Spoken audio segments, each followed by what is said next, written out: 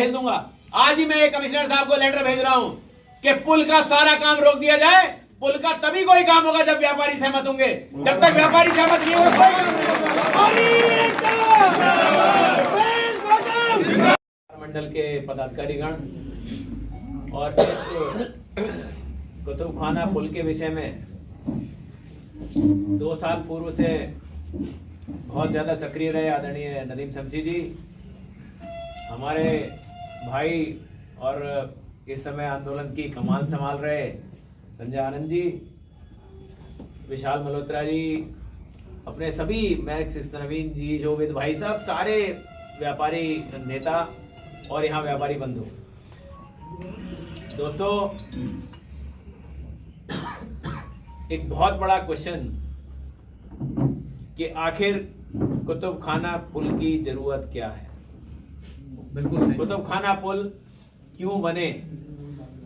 तो पहली बात तो मैं आपको ये बता देना चाहता हूं कि मैं किसी भी पार्टी के किसी भी स्तर के नेता के कोई बहकावे में आने वाला नहीं।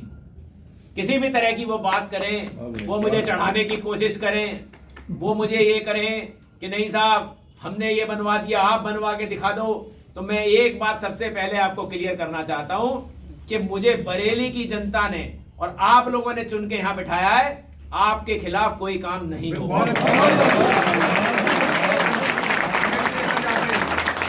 देखिए, विकास बरेली का लोगों ने बहुत बातें की और मैंने भी 17 साल की फाइलें उठाई हैं। मैंने भी देखा है कि पिछले 17 सालों में मेरे मेयर बनने से पहले 17 सालों का इतिहास मैंने देखा, क्योंकि 17 साल भाजपा इस नगर निगम कार्यालय से दूर रही। 17 साल के विकास में आजादी के 70 सालों तक बरेली को मिला क्या? बरेली महानगर में आजादी के 70 साल में भी 2100 कच्ची गलियां। क्या इसीलिए आप लोगों ने मेयर चुने थे? जगह जगह पानी का जल भराव, सड़कें टूटी हुई, हर गली में अंधेरा। क्या इसी सोच से डेवलपमेंट होता है? क्या इसी सोच के साथ विकास की संभावनाएं होती हैं? क्या इन्हीं सोचों के साथ बरेली आगे बढ़ेगा? सर, कभी आगे नहीं बढ़ेगा। मैंने काम करना शुरू किया, मैं खुलेआम चैलेंज कर रहा हूं, जाके देख लीजिए। खुलेआम चैलेंज करता हूं, हर व्यापारी बंधु जाके देखे पूरे बरेली में।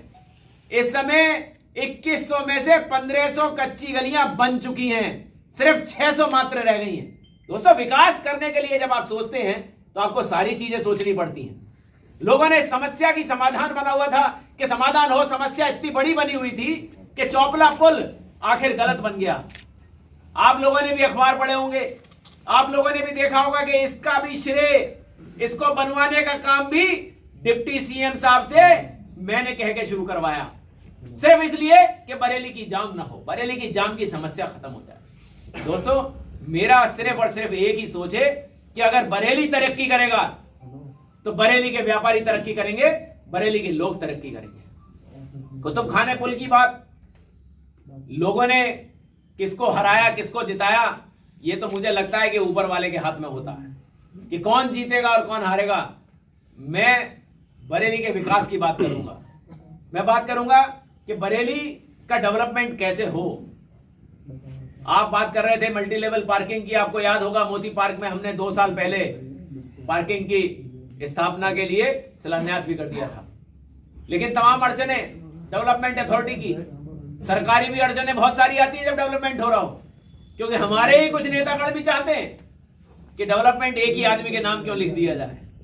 सर, आज सारे व्यापारी शहर के आए हुए हैं, क्या मामला है? देखिए, सारे व्यापार मंडल, मुझे सबसे ज़्यादा खुशी इस बात की है कि आज सारे व्यापार मंडल एक छत के नीचे इकट्ठे बैठे हैं, एक समस्या के लिए, जो उनके मन में समस्या थी कि कुतुबखाने पर जो पुल बनने जा रहा है वो कैसा बनेगा, वो बनना चाहिए, नहीं बनना चाहिए, हम लोगों से कुछ पूछा जाएगा कि नहीं पूछा जाएगा, बहुत सारे क्वेश्चन उनके मन में थे। तो आज उस समस्या का निदान उनको दे दिया गया है। उनको बता दिया गया है कि पुल बिना व्यापारियों के समर्थन के बनना तो दूर की बात है, उसका एस्टीमेट भी अब नहीं बनेगा। इसलिए क्योंकि बरेली की जनता के हित की बात होगी, उनके हित के लिए हम लोग यहाँ काम कर रहे हैं, ना कि किसी के अहित के लिए। तो आज ये समस्या का समाधान हो गया है। नव वर्ष पर एक वादा उन्होंने सभी व्यापार मंडल ने मुझे दिया है कि सारे व्यापार मंडल के लोग कल से इस बात को चेक करेंगे कि हमारा कोई भी दुकानदार भाई दुकान की हद के बाहर अतिक्रमण ना करे, सामान बाहर ना रखे, जिससे कि लोगों को यातायात में दिक्कत ना हो। अपने दुकानों के बाहर जो 100 रुपये या 200 या 500 रुपये लेके जिस तरह की भी फड़ या ठेले लगाए जाते हैं वो भी वो व्यापारी नहीं लगवाएंगे, जिससे कि व्यापार उनका आने वाले समय में सुगम हो। और जो एक प्रतिस्पर्धा आने जा रही है, बड़े बड़े मॉल, बड़ी बड़ी दुकानें खुल रही हैं, उस प्रतिस्पर्धा को अपने व्यापार से बचा सके, उसको पार्किंग की सुविधाएं देकर, वहां पर लोगों को ये जाम की से मुक्ति देकर अपने आने वाले बच्चों के व्यापार में भविष्य को भी सुरक्षित कर सके। इसके लिए व्यापार मंडल ने जो वादा किया है मैं उसकी प्रशंसा करता हूं, उनको बधाई देना चाहता हूं और सभी व्यापारी भाइयों को उनके परिवार सहित नववर्ष की शुभकामनाएं देना चाहता हूं। बहुत बहुत धन्यवाद। सर, कुछ वैकल्पिक सुझाव व्यापारियों की तरफ से दिए गए हैं, तो क्या उसमें कुछ इम्प्लीमेंटेशन किया जा सकता है? जी, उसमें मल्टी लेवल पार्किंग का जो सुझाव था उसका ऑलरेडी टेंडर हो गया है। बहुत जल्दी मल्टी लेवल पार्किंग बरेली को मिल जाएगी। 5 जनवरी को टेंडर की शुरुआत हो जाएगी। जनवरी एंड तक टेंडर फाइनल हो जाएगा और उसमें 6 महीने का समय है कि 6 महीने में वो पार्किंग बनानी होगी। तो मुझे लगता है कि 2021 बहुत अच्छा व्यापारियों के लिए भी आएगा और बरेली में मल्टी लेवल 3 पार्किंग बनने जा रही है और उससे जाम की समस्या में भी हमें छुटकारा मिलेगा। Thank you. ने कहा कि साहब मल्टी लेवल पार्किंग सिर्फ कारों के लिए बन रही है, तो मैं आपको ये बताना चाहता हूँ वो कारों के लिए नहीं, स्कूटर के लिए भी बन रही है, मोटरसाइकिल के लिए भी बन रही है। वहां हर तरह की गाड़ी खड़ी होगी।